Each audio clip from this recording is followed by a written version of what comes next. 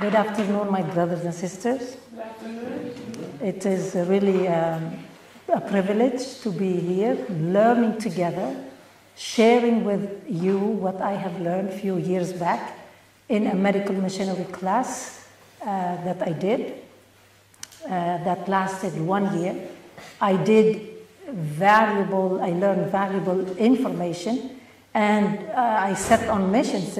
I share it with people anywhere I go, while walking or working or at home, in church. So it is a privilege to be sharing with all of you today.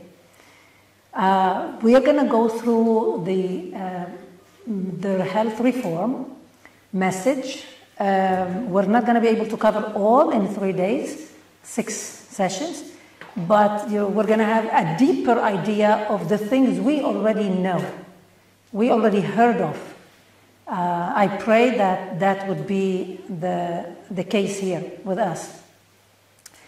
Before I really start, I would like to do another prayer, and that is.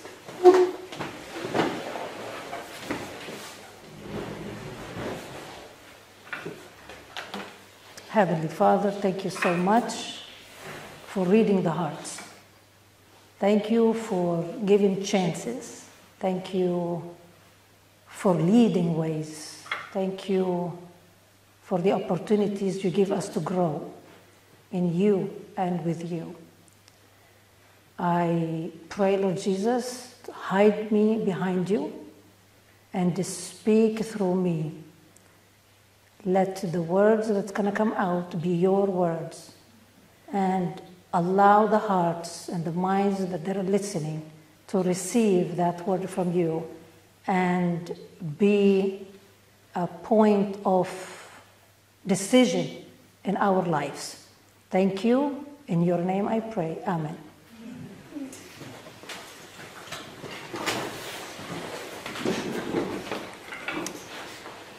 Let's read it together. Teach the people how to prevent disease. Tell them to cease rebelling against nature's laws.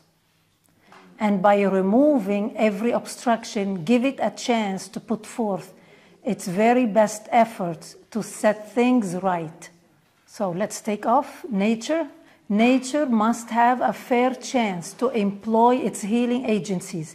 We must make earnest efforts to reach a higher platform in regard to the methods of treating the sick. If the light which God has given prevails, if truth overcomes error, advanced steps will be taken in health reform. This must be. As you see, how many colors we see there? That's how many points we need to remember. God wants us to learn the new way of living, the new way of being healthy, His way, okay? What I like here, it says, tell them to cease rebelling against nature's laws. And this is what we will be looking at today. In this session, we will be looking in depth about the 8 laws of health. This is another quote from Proverbs 26, verse 2, part B, because this verse is longer than that, but we're concentrating on part B, the second section of it. It says, the curse causeless shall not come. What does it mean? What does it come to your mind when you read, the curse causeless shall not come?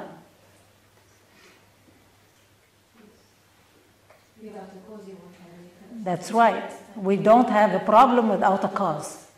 Disease, this is explained clearer. Disease never comes without a cause. And what causes it? If I am sick, what's going to cause it? Myself. I must have done something wrong. And this is taken from Ministry of Healing, page 234. Now, what is disease? Anybody? Huh? I'm looking for a definition. Yes? La maladie est la réponse d'une mauvaise gestion de vie. La transgression des lois C'est ça. C'est ça. Quand on transgresse, quand on va contre les lois que Dieu nous a données pour prendre soin de son temple, when we do overcome, when we transgress, when we disobey those laws of health, we have disease in us. But let's look more also what is disease here. Sister White said in Ministry of Healing, page 127, disease is an effort of nature to free the system from conditions that result from a violation of the laws of health. Sometimes when I have a headache or when your child have a fever, what do? We tend to panic, don't we? I remember when my daughter was younger and she used to have a fever, I used to panic. Oh, she's going to go bad. It was something bad. I felt it was something very bad. Whereas, is it that bad here? When we feel ill, when you feel a fever, when you feel a headache, this is a sign that our body is telling us, Antoinette, you missed on something here. Stop and review what you missed on. When I have a headache that lasts, I have missing water, I have missing sleep, I have missing good nutrition. That's what provoke headaches, right? Lack of exercise. Example, fever. Why do we have fevers? Fevers, we have an infection, our body detected it, and it's battled that infection for us. That's why we have fever. How to get rid of the fever? Example, hot and cold. Okay? So the disease, it's a way of our body to free himself from the things we got in it that should not be there. So they are warnings for us. If we take it this way, it's better. We scare less, but we should not be feeling any of that anyway. What are the laws of health? There you go. This is, I love this order because that's the order God gave. I know that there is out there a lot, there is New Start. So each letter, it has a word, new for nutrition and stuff. But this is the order that God himself gave it. And there is a reason why he started with pure air. We have, let's read them together.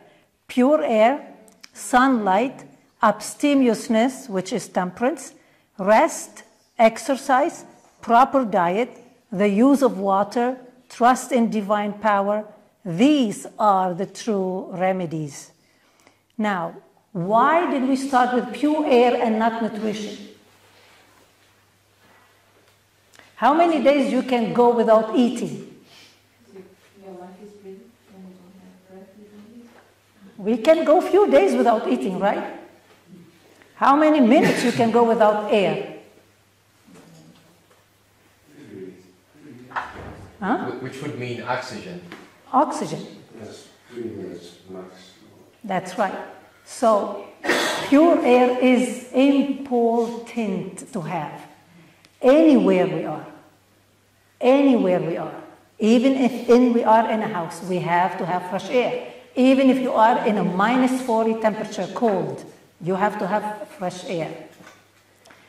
We will look at that more and at each one of them. So, pure air. Pure air. What does it do for us when we inhale pure air? What's in the air? Oxygen, right? What does the oxygen does for my body? For your body, what does it do? It's essential to life, first of all, because we agreed that we cannot go more than a few minutes without air. Well, we die. We turn blue and we cease there. Pure air vitalizes the blood. It helps the circulation going. When the oxygen we inhale go in, it's going to electrify the bloodstream, and the blood is going to flow even faster. It vitalizes the blood. It restores the mind. How many times you're having blues or you're not feeling well, and you go out and you inhale a fresh air, you feel better. It refreshes the mind. It kills germs, because germs, they don't like oxygen. Helps clean the lungs also. So pure air is very important. And when we are at home, we must always keep a door, a window, at least 1 or 2 inches open. Winter, summer, never mind the season. We have to have fresh air. I remember I read Sister White, she spoke when one of her sons were ill, and he was ill for a few days, and she was taking turns, she and James, but in the middle, and they were scared because it was going on for a while. They did hot and cold for him, but he was still in fever. And she said that it was not a vision, it was real. An angel, I think, I don't know if it was a real or a vision, but anyway, that's how it goes. The angel told her that if you didn't have the bottom of the door a little bit open, your kid would have died. So she did not have a window open, but she had under the door, there was like a space. The air was going in through there, and that made a big difference. So it's important to have open windows all the time in all the house, every room. So that's the advantage of being in country living. You're free. You can open it all the time and it's a fresh air. Sunlight. What does the sunlight do? When we say sunlight, what comes to your mind? Vitamin D, right? Vitamin D. Vitamin D. Actually, it's a hormone, but we call it vitamin D. Now, what sunlight do? Sunlight produces vitamin D. It kills the germs, prevents 16 different types of cancer, helps normalize blood pressure, improves quality sleep, lifts depression, increase white blood cells, heals fungus.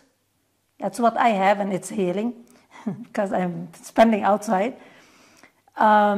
Infections, improves deep breathing, relieves asthma, reduces stress, regulates hormones, prevents and heals hundreds of diseases.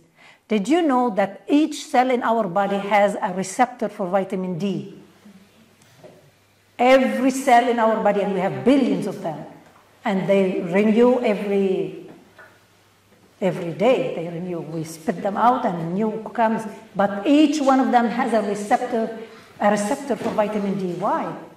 Because it does have a big impact on the functioning of our body. The cell, we know, it's the core of our being, right? That's what keeps everything moving. And if our cell is healthy, the whole body, the organs are going to be healthy too. Now, what do we do to have sunlight? In countries like Canada, we for most of the year, we take supplements. And we take it in vitamin D3. It's a liquid. Liquid is the best form to have, not the capsule. The capsule is like a hard thing, and by the time it's breaking in our body, well, maybe we can get out with a quarter of the whole thing. Whereas the liquid, it goes straight in the bloodstream. It doesn't have to be break-in. It's fat soluble. Okay, and if you take supplements and if you go outside, you're not going to have an excess, because you can have excess with supplement. Okay, and we should not exceed 250. But if you go outside the whole day, you get all what you need as sunshine. You're not going to have excess. Your body will not store that excess. You're going to just use what your body needs for that day as vitamin D.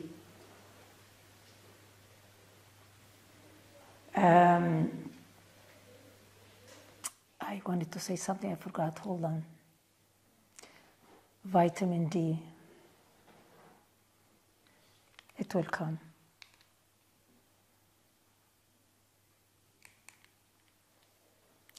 Abstemiousness or temperance. We know it also as be moderate, right? And always remember that. Abstemiousness is do what is good in moderation. Eat what is good in moderation. Sleep in moderation. Work in moderation. Play in moderation. Okay? And abstain from what is not good. That's all what it is, abstemiousness. And this, if you think, it applies to every area of our life, to every aspect of our life. To everything we do, it includes We have to mind this abstemiousness, this temperance, this balance in life. Rest. How many of us likes to sleep? How many of us likes to relax? Do you? Do we? Okay. Let's see what does it do and how do we do that. Take short breaks throughout the day. Read a favorite book. Walking relaxes the mind. Rest from all work at least once a week. We know that. And what's the benefits of it? It improves daytime alertness. Have you noticed when you sleep a good night of sleep, how do you wake up in the morning? How do you wake up in the morning?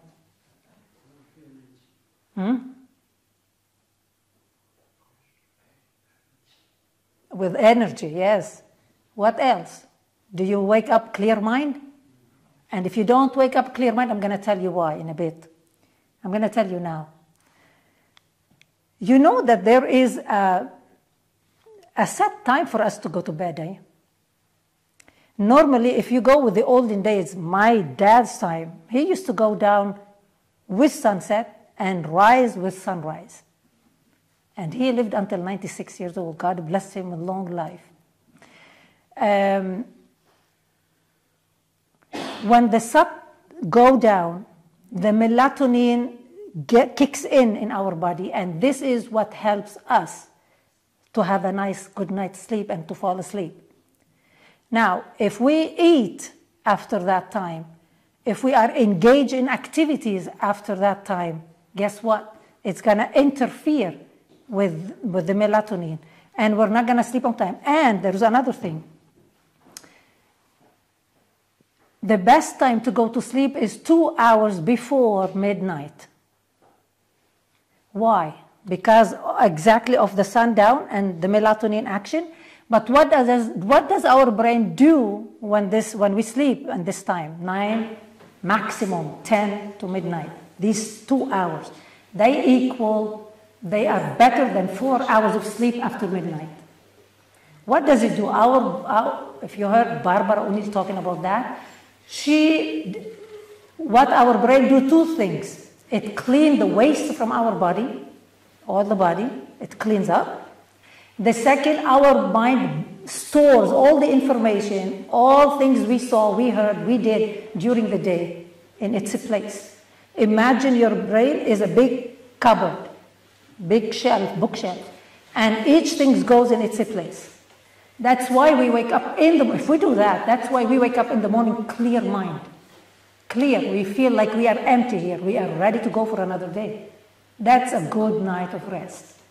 The morning we wake up not like that, that's because we did not sleep enough and we messed up with the time of sleep, which lately we have been doing here.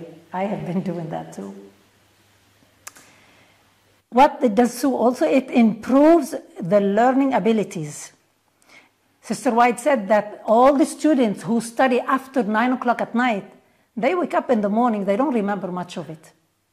Because this is the time for the brain to be cleaning up, you know what I mean? It shut down, it should be shutting down at this time. She said it's better to go early to sleep and wake up at 4 o'clock, 5 o'clock in the morning and start your day. The things that you want to do before 10 o'clock, you do them early in the morning. And I have been doing that for a while. Since I finished my course, I put it in practice and it does work. I go to bed 9 o'clock, maximum 9:30 in summer, and I wake up around 4 o'clock, 4:30, and I start my day. Devotion, exercise, breakfast, and the chores of everyday life, work. And it works very well. It stabilizes it helps us. When we do not do that, we tend to gain weight because the hormones are not being doing their function for the next day. Our organs are not being prepared for the next day. When the body does cleaning, that means all the waste has to go out by sweat, by going to the washroom in the morning. You know, we have to do that. And you notice that when you don't have a good night of sleep, you don't eliminate. When you mess up with the schedule, your body is messed up. You don't. And this has to come out. Cannot stay there. Reduces weight. 2 hours good sleep before 12 o'clock is worth more than 4 hours after midnight. And always remember, open a window in your room where you are. It's very important. When I start to open the window when I sleep, I would sleep like a baby all night long. Sound sleep, sound deep sleep. It's very important. And I have allergies. So my nose is not stuffed up. It's clear. So you sleep, you breathe better. You have no problem. Exercise. Exercise. What does exercise do, and what is the best form of exercise? Hey, there is a controversy on this, but we will see. Strength. What does the exercise do? Strengthens heart muscles, right? Not just the heart muscle, but all the muscles of our body. Lower high blood pressure. Why? Why, Barry, it lowers the high blood pressure? Because of the flow of oxygen coming in, it suits your nerves. It also strengthens the heart muscle, of course. That fluidity, your blood becomes fluid, so it flows naturally, and there's pressure on the heart and on the arteries and the veins and capillaries and whatnot. So this is why your blood pressure definitely is low. And why do we have high, thank you, why do we have high blood pressure? Because the arteries are clogged. Are clogged because of what we eat, because of lack of exercise. When we exercise, it warms up the inside. The blood is hot, it flows. Do you understand? It has a lot to do, what we do on the outside, it impacts a lot the inside. It impacts a lot the inside. That's why God gave us these 8 doctors for free. We don't need hospitals, we don't need doctors. If we adhere to these. Exercise reduces risk of cancer, burns excess fat, improves circulation, reduces stress, anxiety, strengthening bones by retaining calcium. When we take calcium and vitamin D, when you walk, every step you do, it liberates the calcium in the bone, to the bones. It activates the calcium that you have in your body, which is good, and that strengthens the bone. Walking is the best form of exercise. All the body is in motion. That is a quote from Ministry of Healing, Sister White. Walking is the best form of exercise. But doesn't hurt if you do stretching, if you do, muscle training at home, repetition of movements. Running is good, but walking is better. Running gives us an enlarged heart and make a pressure on the joints. After a few years, you see athletes, all of them with knee problems or some kind of problems. So walking is the best thing. And since I learned that, I start walking every morning, one hour and a half. And when I have time, I go 2 hours, and it's delicious. I don't want to go back in. And I am in the city. So walking is super good. I encourage you to do walk, or to include that in your daily activity. The best time is early in the morning when it's fresh. And when it rains, it's very good too, because we have negative ions. This do very good also for the body. And when you walk in the morning before breakfast, and for those who wants to lose weight or interested in losing weight, if you walk before breakfast, your body is going to start burning the excess fat that you have. That means you lose weight. After a certain time, you lose weight. Whereas if you have breakfast and you go for a walk, first of all, you're not going to be walking brisk walk as you would do in exercising.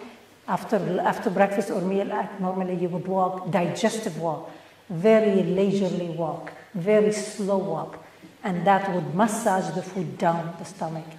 That's it, what it does. But the exercise of walking, it should be before any meal. And that will also, the oxygen that we're going to inhale, it's going to open the appetite. When you go back home, you're ready to eat and to digest. Proper diet. Proper diet. We're gonna touch on this a little bit now, but in the evening we're gonna come back to it more in details. It involves digestion. It involves food combination. Okay, this is a very lengthy topic.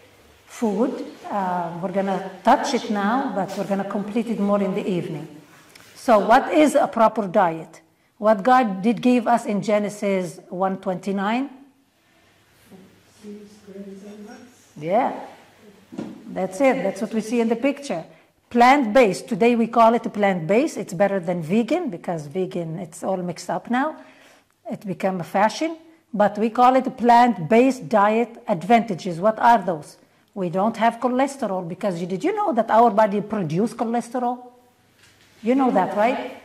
Our body produces his own cholesterol.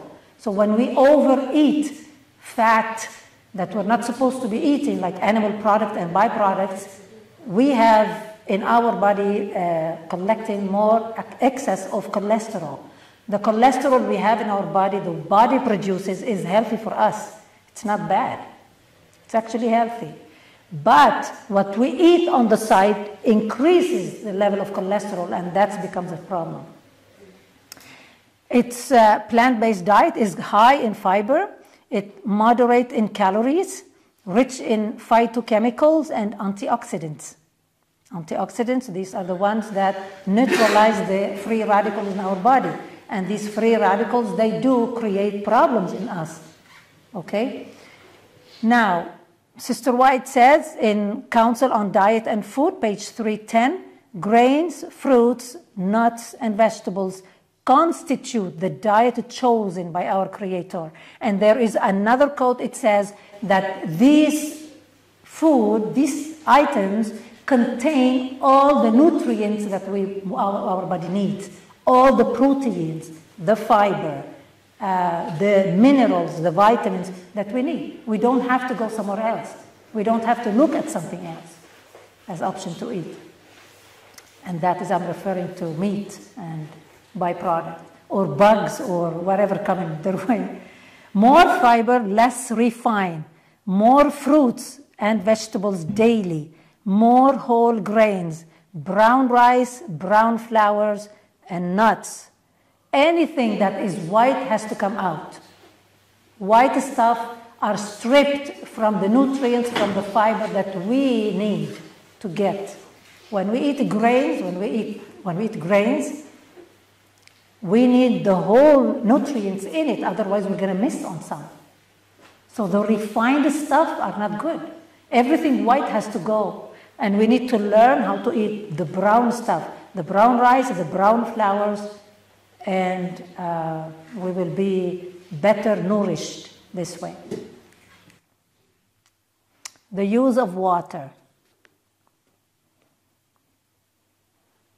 How many of you like to drink water?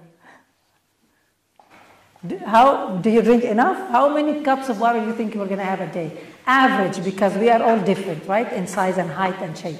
So average, we need to drink at least 1.5 liters, 2 liters, at least each one of us. Okay? Especially if we are working, if we are sweating, when we exercise. Because when you sweat, you're losing the water in your body. You need to refill that, right? We need to refill it. There is water in everything we do. Other than the water, the actual water we have to drink, our body is made of 75% of water. So we need water. We eliminate water, we have to replenish it. We have to refill it.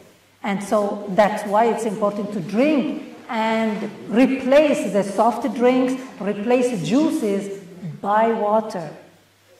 Okay? Juices, even if they are natural, even if they are tasty, even if they are from the tree, It's better to eat this fruit, crunch it, to massage and activate exercise the bone in our teeth.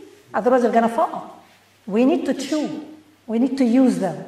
So it's better to start replacing water, the juice by water. Okay? And how do we drink? It's not a good idea to drink the whole bottle or glass at once. That is not good. Why? Because half an hour or 15 minutes after, you're going to run into the washroom. Because our bladder does not contain that much amount of water. And the best way to drink water, to be absorbed in the body, is to be absorbed by our cells, is 2 ounces at a time.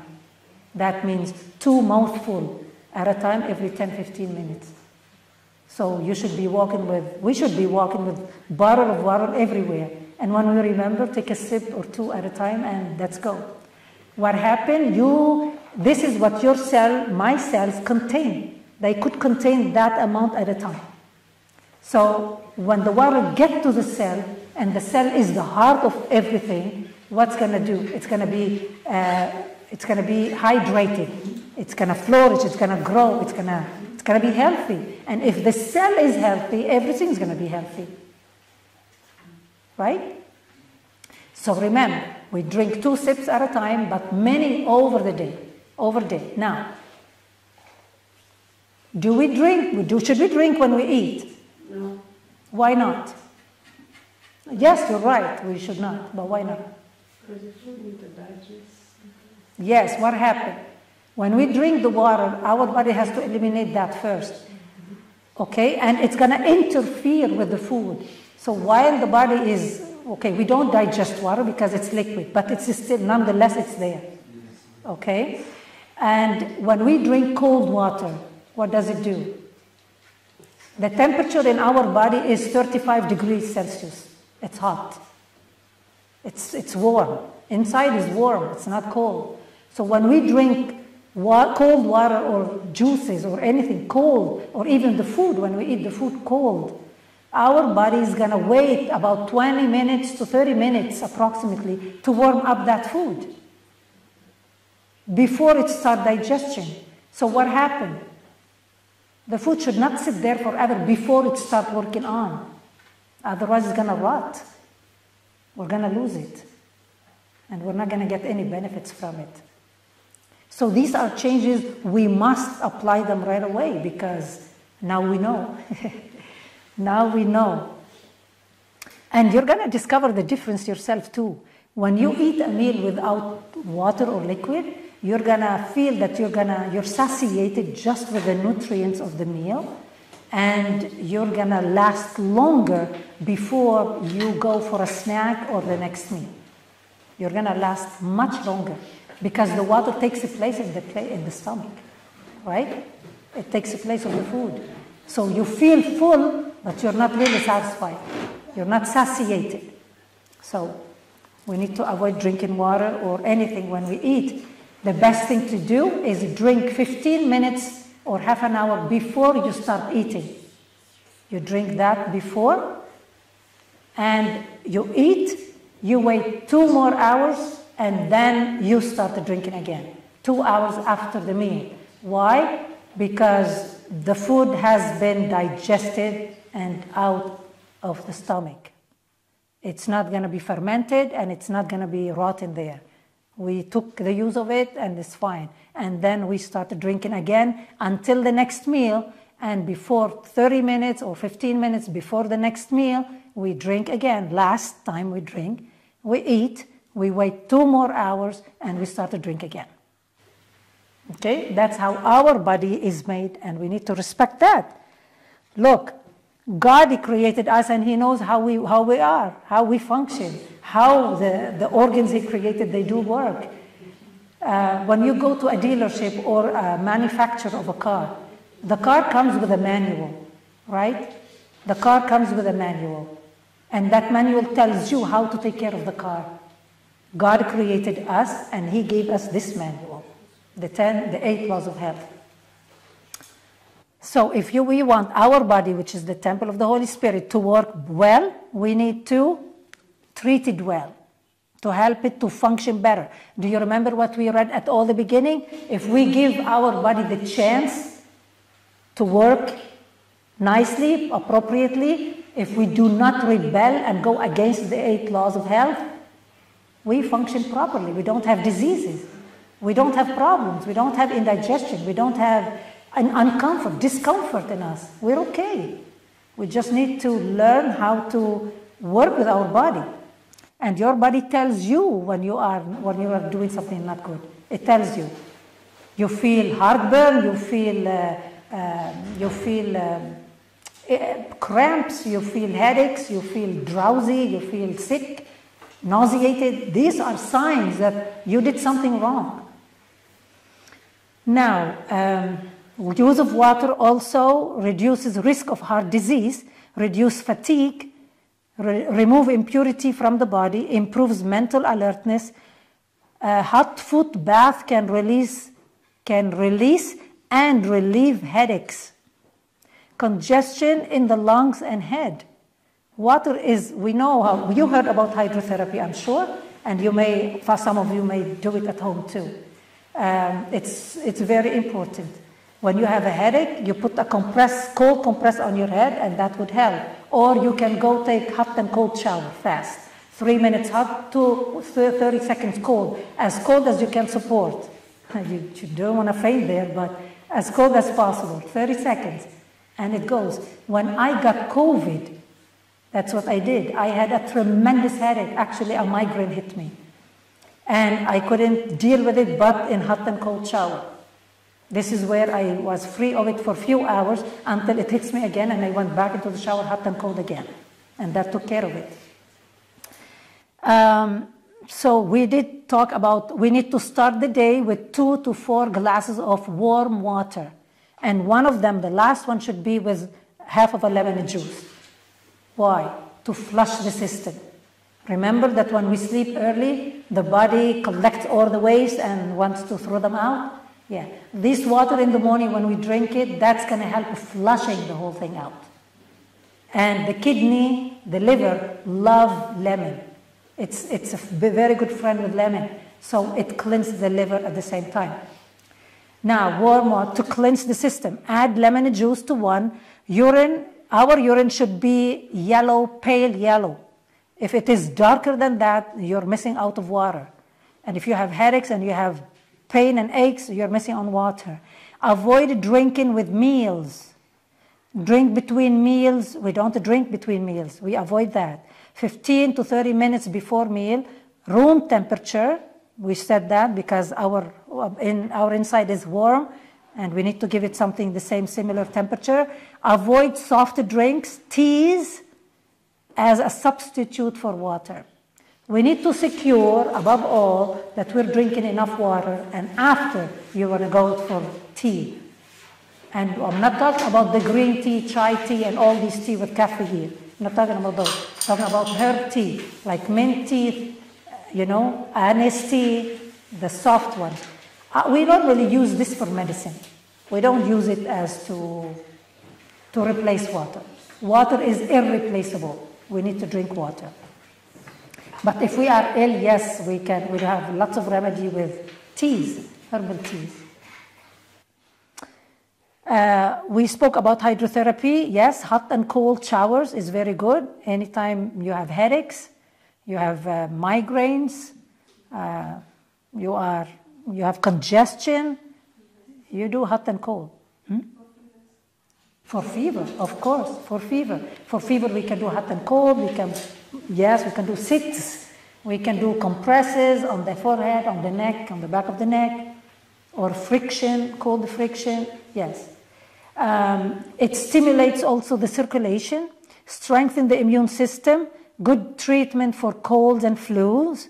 Water is invigorated. When you are thirsty, going up a mountain and you drink water, how do you feel? Refreshed. It strengthens us. Water is the best liquid possible to cleanse the tissues. There is no other way. Okay? Juices and all this are good, but they don't replace water. It's better to eat the fruit and not to drink it. We do go on juices sometimes when we are dealing with some condition. Okay, you want to do a detox, you want to do a cleanse, I don't know, you want to drink something specific because you have gut problem. Yes, we do have for specific short time on a drink, on those smoothies and all this stuff, or juices, actually fruit juices, yes. We can do on them, but not always. This should not be a habit, okay? Because it will replace the water intake, and that's not what we want. The eighth remedy is the trust in divine power. Trust in divine power. I believe all of us here, we had experienced that, do we? Don't we? Yes. Did we? Yes. Yes, in one way or the other, we have. It provides us inner peace, stability. It gives us power when we trust in a being bigger and mightier than us. When we know that the one who created the universe, who made us so complicated, but made us, he knows every single detail about us. He knows how many hairs we have on our head. Can you imagine if when we trust in that wonderful being, wonderful God, wonderful Father we have, we should not worry about anything. Worry, anxiety should not make part of our lives. It should not. We should take him to his word when he said, "Come to me, all you who are weary, and I will give you rest." We should not keep things for us to burden us. We should take it to him and leave it there and wait until the solution comes, but keep wide open, to see what is the answer. And be ready to obey what is the answer, because sometimes that's not what we want. That's not what we hope. Okay? So trusting in God, as he tells us to do, is the answer to avoid anxiety, depression, and pain that can induce illnesses on our bodies. Okay? It all starts here, and emotionally and mentally, and it cascades to physical symptoms. Trust in divine power also teaches us to forgive. If you don't forgive, how would you feel if you don't forgive? Do you feel peace? No. You feel heavy. Yeah. You are punishing yourself. You think you're punishing the other person, but you're punishing yourself. Okay, we should forgive. Gives hope, brings love into the heart, trust in God. And trust in God put loves in our heart and in our homes, and also helps heal unresolved problems. Okay? So we need to trust in God. And through prayers, of course. That's the best way we talk to God, as we are talking to each other, as we are talking to a friend. We open the heart completely. Actually, we cannot hide anything from him. So since we cannot hide anything from him, go to him and tell him verbally everything you have. He likes to hear it still. Me, when my daughter was younger, I used to love for her to come to me and say, "Mommy, mommy, mommy, I heard that I did this, I did that." I love it. I saw it. But when she come to tell me or to ask me for something, I was very happy to hear her coming to me, looking up to me. And our Father in heaven is the same. He loves us when we come to him. He doesn't want us to be burdened with this life, but to be burdened with the gospel, yes. And that he takes care of it even in us. To conclude, I'm going to read this for you. And think, when you read this with me, in your heart, try to remember what we have seen already before, okay? The Lord gave his word to ancient Israel, that if they would cleave strictly to him and do all his requirements, he would keep them from all the diseases such as he had brought upon the Egyptians. But this promise was given on the condition of obedience. Had the Israelites obeyed the instruction they received and profited by their advantages, if they followed through, they would have been the world's object lesson of health and prosperity. Aren't we supposed to be such people today? Yes, we are, because we do have the health message. The Israelites failed of fulfilling God's purpose and thus failed of receiving the blessings that might have been theirs. We don't want to do that. We do not want to go in a path where to inflict on ourselves pain or any kind of disease. It's not because there is a disease in the family, hereditary disease, that I have to have it. No, that is not true. If my father had heart problem or diabetes, I am prone to have the same if I follow the same habits and conditions that he did follow. Then yes, I will get the same because I am prone on it. It's in my gene, right? But in the light of the 8 laws of health, we know what to do, what not to do. And simply by putting this into practice, I am not going to have the heart problem that my dad had. I'm not going to have the diabetes. I'm not going to have any of what they had before. Just because I changed my lifestyle to make it fit and work for my body, to keep me safe from this. Okay? But in Joseph and Daniel, in Moses and Elijah, okay, hold on, let me go back. Let's read. The Israelites failed of fulfilling God's purpose and thus failed of receiving the blessings that might have been theirs. But in Joseph, not all of them failed, okay? Few, they did well. In Joseph and Daniel, in Moses and Elijah, and many others, we have noble examples of the results of the true plan of living, like faithfulness, today will produce like results.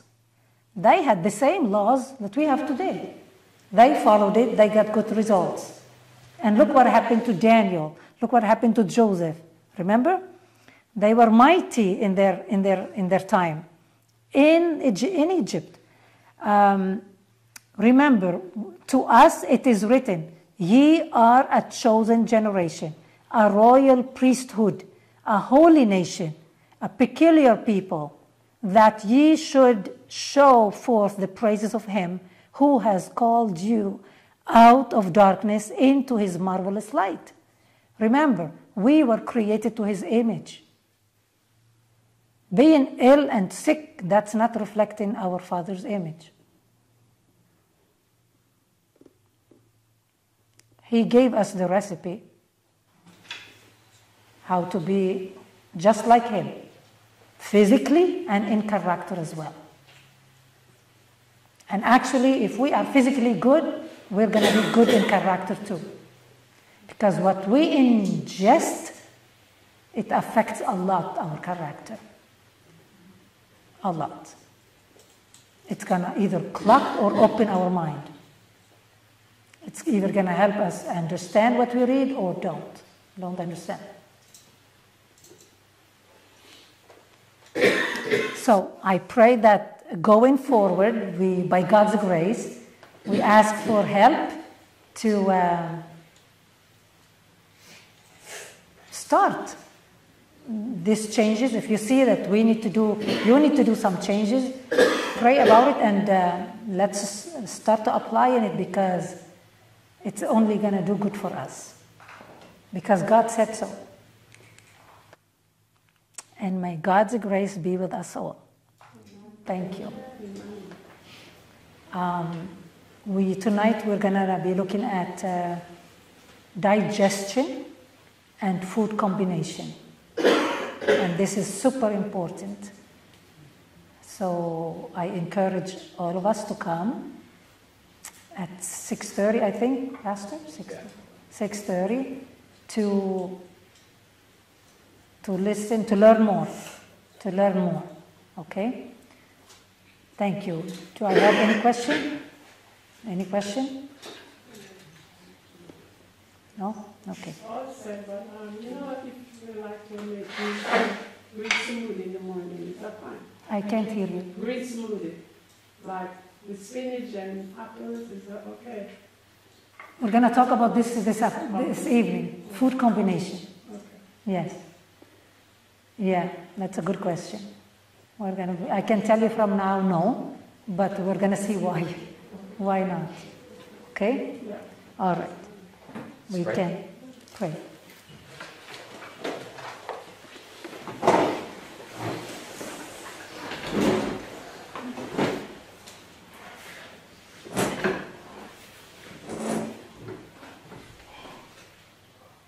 Thank you, Heavenly Father, for being with us, for giving us all the instructions that we need to be happy people, to be healthy people, to be an example of a nation, a particular one, a peculiar one, a special one.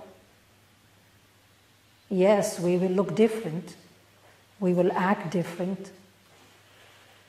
We will think differently from anybody else. And that's exactly what you want. Because you are our Father. You created us to your image. And you are different from the world. You have nothing to do with the world.